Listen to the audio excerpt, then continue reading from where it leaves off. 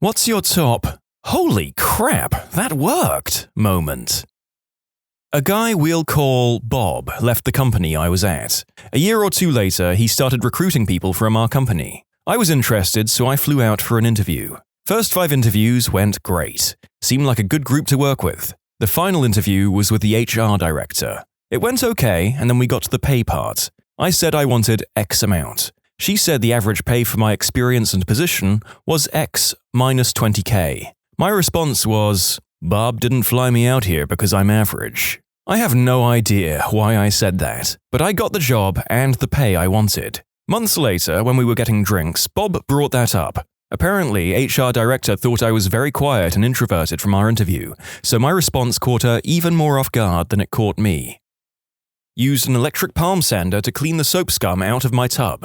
Put a sponge right on the bottom and turned that bad boy on. I thought my tub was just naturally eggshell colored. Nope, it's pure white.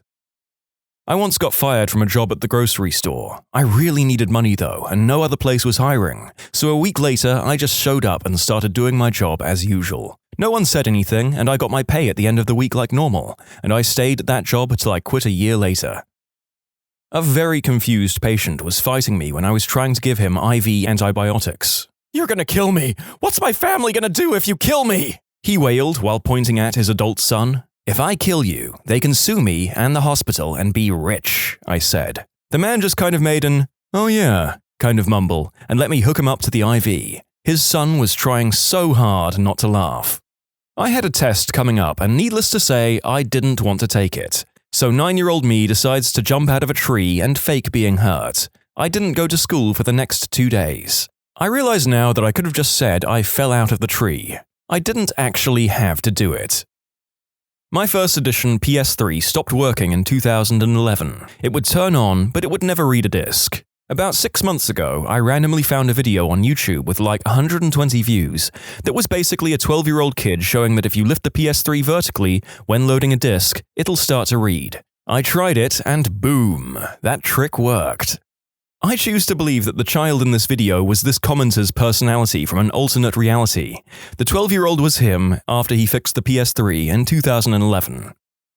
To get out of an after-hours work event, I came up with the quickest thing I could think of and told my boss that my iguana was sick and I had to get to the pet store to pick up his medication before they closed. I don't have an iguana. The next day, I changed my desktop background to a photo of someone else's iguana. People kept asking me for weeks how my iguana was doing. Had the infamous red rings of death for an old Xbox 360 at one point. Called up a buddy. He told me to turn it off, hold it about 1.5 feet above the floor, and just drop it. I figured that I couldn't make it much worse, so I dropped it. Worked perfectly ever since. My first vehicle was a 1985 Dodge Ram that had about 300,000 miles on it. Needless to say, it wasn't exactly reliable. Anyway, my friend and I had tickets to go see a concert in a city that was about 3 hours away. We made it there just fine and had a blast at the concert. We couldn't afford to stay overnight, so we started on the long journey home. If all went well, we could get home around 3 a.m. There was one stretch of highway where there was 60-ish miles between towns. It's pretty much the worst place to break down on that journey. There were big signs warning travelers to fill up with gas before leaving town, but I had half a tank. My truck sputtered out and died almost halfway between the two towns. It sure sounded like I ran out of gas, but the gauge still showed half a tank. All had not gone well. So there we were, 1:45 a.m., stuck on the side of the highway in Texas, 30 miles from the nearest towns, no moonlight, and this was before teenagers had cell phones. We were screwed. After a bit of poking around with a flashlight, we discovered that we did have fuel, but the fuel pump had died. We decided to sleep in the truck and mess with it in the morning. The fuel pump was inside the engine instead of in the fuel tank, like a modern vehicle. It was powered by the engine instead of an electric motor. Essentially, the fuel pump would constantly pump gasoline when the engine was running, and gas would always be available for the carburetor float valve. The extra pumped gas would just go back into the gas tank. I was just drifting off to sleep when I got an idea. I worked for almost an hour in the pitch dark. I used the same extra hose from an agricultural fertilizer, a drink straw, screw clamps, and duct tape to rig the windshield fluid pump to pump fuel from the fuel line into the carburetor float line. I got in my truck, hit the windshield fluid lever, and the truck started right up. It took a bit of trial and error, but I was able to get the timing down where I knew how often to hit the lever to keep the truck running. We made it back home just after 4:30 a.m. My dad wasn't immediately amused with my handiwork, but he told all of his friends how clever his son was, so I guess it passed the dad test. Please tell me that you didn't keep that same pump in place after you got home. I'm willing to bet a device designed to squirt water isn't going to hold up for long against a more corrosive substance like petrol. Halloween party during college, and everyone is starting to pass out except this very inebriated girl who just won't shut up about wanting someone to turn off the light. I pulled the sleeping bag over her face and said, "Click." She said, "Thank you," and went to sleep. My friend and I looked at each other amazed that it actually worked. Had a laptop slide backward off my lap, hit the floor, and stop working. Showed me an error screen and wouldn't start back up. Decided to turn it over and drop it from the same height onto its opposite side. Why not? It's already broken, right? And it started working again. Have you tried dropping it off and on again? A buddy of mine once did this with his body and a dent in the side of the van, drunk. We asked him how the dent got there and he starts backing up and says, "Well, I was drunk and I stumbled pretty hard and slammed into the van, like this." Long story short, he recreated the drunken fall whilst drunk again and popped the dent right out of the van. As a hardware computer technician, I'm frickin' baffled. This is the kind of fail story we hear way too often. It got dropped twice. How did it get dropped twice? Well, I decided to turn it over and drop it from the same height onto its opposite side, hoping it would fix it. Palm through face. On the flip side, as the great Cade 6 once said, everyone loves a bad idea when it works. I work on costumes in theaters in New York City. About 2 years ago, I was sitting in the front row of a show, and a button popped off one of the costumes. The next day, I took it back to the stage door with my resume, and a little note that said, "This came off one of the costumes yesterday, and I thought you might want it back. And while I have your attention, here is my resume." And that is the story of how I got my first job on a Broadway show. One time, a bird got caught in our chimney, and while me and my roommate discussed how to get it out, he suggested we stick our hand up there, and the bird will just land on our finger. I laughed at him and said it would never work. Within 30 seconds, he was walking to the door with a bird perched on his pointer finger. "Hi, narrator here. Is your flatmate Bernie Sanders or Snow White?" I was hiking with a friend, and a mountain lion/cougar/puma crossed our path about 30 yards ahead of us. My friend turned around and went, "Oh crap," and began to run, at which point the cat started running straight at me. I put my hands up in the air and yelled, "Blah!" and it stopped to a skid and ran in the other direction. I have a Verizon Center staff lanyard that a buddy gave to me from some concert 10 or 12 years ago. It literally says nothing but Verizon Center and staff. White letters on a black background, and then has a small barcode and some illegible gibberish on the other side. It could be entirely fake, as I've never seen anyone else use one like it. So far, 3 free concerts and 1 free NBA game. Half afraid to keep using it, especially since the arena changed its name. I can't get anyone else in with it, so while I can literally go anywhere, I have to do it alone, which is much less fun. I once showed up 8 hours late for work. My company was trying out this crazy 3-shift schedule and would change every day, but there was no order to the scheme. If you didn't check what the manager put out that day, no one knew when they should be at work the next day. So after a hard shift, I forgot to check that bad boy. And when I came in the next day, expecting to arrive at the shift change, everyone was at their desks working away. Someone sees me and asks, "Hey, did you get moved to this shift?" I picked up a clipboard and said, "No, just here to, inspect." I spent about 10 minutes walking around the office just nodding or scribbling notes before I went home. Not only did I not work that day, one of the managers thought it was awesome that someone was checking up on projects. In college, I had one class where the professor was very disorganized. He was always losing crap and forgetting to grade stuff. It was a small class, so there were only 7 of us, and we decided to do an experiment. On the day of exam, we asked him if he had graded the exam already, and being the disorganized mess that he was, he said yes. So that day, we never took the exam, and a few weeks later, everyone received a 100. His explanation was that he couldn't find the exam papers, but was sure everyone studied hard and did a good job. By the way, We didn't scheme to get out of an exam, and as far as I know, everyone studied. We just thought to do it for laughs, but it ended up working out well. The time I avoided getting in trouble by being really boring. About 6 years ago, I was at my ex-girlfriend's house on a Sunday. Behind her house was a service center for city vehicles. So, since it was a government building, it was closed on Sundays. Behind the main building was a trail that you can walk down for a couple of minutes and get into a subdivision. So me and my ex decided to drive down the head of the trail behind the building and try out the mini bong I had recently purchased. So we pull up and I take the bong out, and I am holding it out the window, pouring a bit of water into it when I look in the mirror. There is a frickin' cop car 15 feet behind me flying up, and here I am dangling a bong out the window in front of them. I bring the bong back in and throw it under my seat and push a sweater on top of it. The cop car has now pulled up right behind me, and 2 cops are dashing up to the side of the car. "What's going on? You can't be back here. It's trespassing," said the cop on my side of the car. "Oh, hey officer, we were just, going geocaching." "What's that now?" "Geocaching, sir. Here, look." And I take my hiking GPS out of the dash and show it to him. I then go on a 10-minute long spiel about geocaching and what's it all about, and I am super dry about the whole thing. My speech ends and I'm looking at him and he just says, okay then, well, have a nice day." Should I leave, sir? You said this was trespassing after all." Don't worry about it." And both cops get in the car and left. No idea how that worked. It's good to know that if I ever get into trouble with the law, I might be able to get out of it this way. I'll just describe my editing process for this job. Some other comments to this post read, "The police fled for fear of being bored to death. Jeez, trespass or whatever, I don't care. Nerds." Moved offices at work, tried admin/password on the new router login page. Who has 2 thumbs and higher bandwidth? This guy.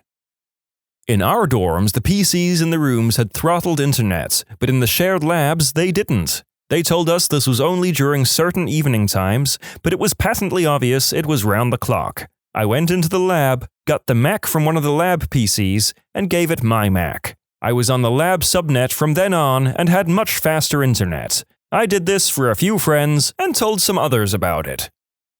Applied for a job at a French fry factory. The online application asked, "What makes you want to work for us?" I simply put, "Potatoes are my favorite food." HR lady and engineering manager loved it. Been working there 10 months now. My friend applied to Bed Bath & Beyond. During the interview, they asked why she wanted to work there. Her response was, "I grasp the concept of beds and baths. It's the beyond that I'm most interested in." She was not hired. Anytime I brought a girl home from the bar in college, because my go-to move was just look around till a girl made eye contact and then nod. Whenever it worked, I was pretty amazed at the results with such a lack of effort. To clarify, it's a nod up, like you're saying, "Hey, what's up?" Also, it works well for any attractiveness, because it helps you understand what level or type of girls are into you, and you avoid the awkwardness of just trying to hit on random girls that may have no interest in you. Good luck to everyone trying to meet someone at a bar. It works surprisingly well. I got my current girlfriend by making eye contact with her across the room and pointing finger guns at her. Didn't know her at all. I'd also like to bring up that she loves my terrible puns, and that's actually how I sealed the deal the next day. Never stop following your dreams. In high school, I told a girl who was way out of my league, "So you should give me your number." She asked, "Why would I do that?" I said, "Because if I just dial randomly, it'll take forever to call you." Waited to be shot down, but she laughed and gave it to me. We were together for 7 years. My son was living nearby and had locked himself out of his room. He called me for help. During my many assignments in the military, I was once stationed with a guy who was also a locksmith, incessantly told me about locks, lockpicks, tumblers, etc. So I showed up at my son's apartment, armed with a basic knowledge about how locks work, and 2 paper clips. I half straightened them out, used one to flick the tumblers, and the other to pull at the bottom of the lock to turn it. 2 minutes later, I was in. My son says, "Holy crap, you did it!" Got serious dad points for that one. I went to New York City for Fashion Week with the boutique I was working for. After the fashion show we attended, everyone wanted to go out clubbing. Me, being young and new, I didn't want to be the buzzkill. So I went with them even though I was only 18. Arriving at the first club, we were allowed to skip the line because we knew people, and we get to the bouncer. He's going one by one, checking everyone's IDs, and I'm sweating bullets. When he got to me, we just looked at each other. He goes, "ID." And I freeze, and for some reason I said, "Man, I already showed you mine." Until this day, I don't know if he was being nice or just didn't want to look stupid, but he let me in. Needless to say, I got hammered off $18 mixed drinks because F it, right? For about 10 years, I had a wart on the bottom of my foot. A really big, ugly, better not date a dude with a foot obsession kind of wart that was probably about 1.5 centimeters across. I'd tried pretty much everything to get rid of it, short of going for what I was told was the painful cryosurgery to get rid of it. When I'd eventually had enough of having a blob the size of a Volkswagen Beetle on my foot, I decided to book an appointment with my doctor to have it removed surgically. Then I read about duct tape occlusion therapy. The basic idea is you put a patch of duct tape, stick it over a wart, and wait. If the tape falls off, you put another piece on and, well, that's pretty much it. Bollocks, I thought. There's no way that'll do anything. But duct tape is cheap and I'm strongly averse to pain, so I figured, why not give it a try? A couple of weeks later, no verruca. It very much enjoys the pro-science, anti-alternative medicine side of me, but whether it's placebo or not, I can't deny that it worked. So now you can date dudes with a foot obsession. So this thread led me on a merry chase through the internet to check out duct tape occlusion theory and… And here I've been burning off mine with apple cider vinegar like an idiot. Rewind to my junior year of college, and everyone's packed into a living room and boozing heavily in preparation for Super Bowl 49. Literally 10 minutes before kickoff, a half-filled cup of milk gets spilled on top of the cable box, and the picture instantly cuts out. Insanity ensues. One quick-thinking individual, not me, decides to call the cable company and gets through to a customer service rep, and we explain the problem. She just says, "Oh, not a problem, sir. Just let me reset your cable box remotely from here." Within 30 seconds, the pregame turned right back on, and we didn't even miss kickoff. This witch remotely evaporated milk from a cable box. Why was there milk on the cable box if y'all were heavily boozing? Chicago, 2004. At a tech conference and been dancing with this amazingly hot woman at a bar near the event hotel we are all staying at. We get into the elevator after closing time with 8 other dudes, all of whom have been working to get time with her. I'm on the 4th floor of a 30-story hotel. She's somewhere in the high 20s. Door opens at my floor. I say, "This is me," as I'm in the back of the elevator with her. She says, "I'm really thirsty." And I immediately reply, "I have water in my room." Great, let's go. Married for 13 years now, together from that night forward. I woke up the next morning and we decided to spend the rest of our lives mornings together that day. She moved states 3 weeks later, and we wed 4 months after that. 2 kids and a very happy life followed that cheesy line. We have this maths course that's necessary for my major at school. I loathe math and might actually be a little number dyslexic. Dyscalculia for those interested. For this reason, I didn't take the course too seriously, and then when I had to get my butt into gear, could not understand the end of the course material whatsoever. Fast forward to finals time, and I needed greater than 88% on the exam in this class to pass, and it wasn't going to happen, so I decided to study for my other exams and just retake the course. I decided to at least go to the exam and bullcrap it using Excel. Test was in a proctored lab and Excel was an allowed tool, as well as my limited math knowledge and whatever test-taking skills I had. Guessed on a majority of the questions, muttered the old YOLO, and hit submit. Frickin' 89%. Literally guessed my way to passing a class. May not be the grandest achievement, but I've never had pure laziness and apathy work out like that before. Just goes to show you kids, hard work is for the birds.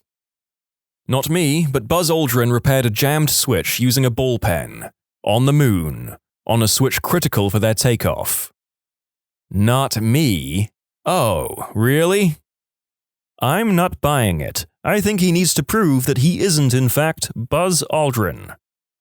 When you subscribe, make sure to hit the bell to turn on notifications.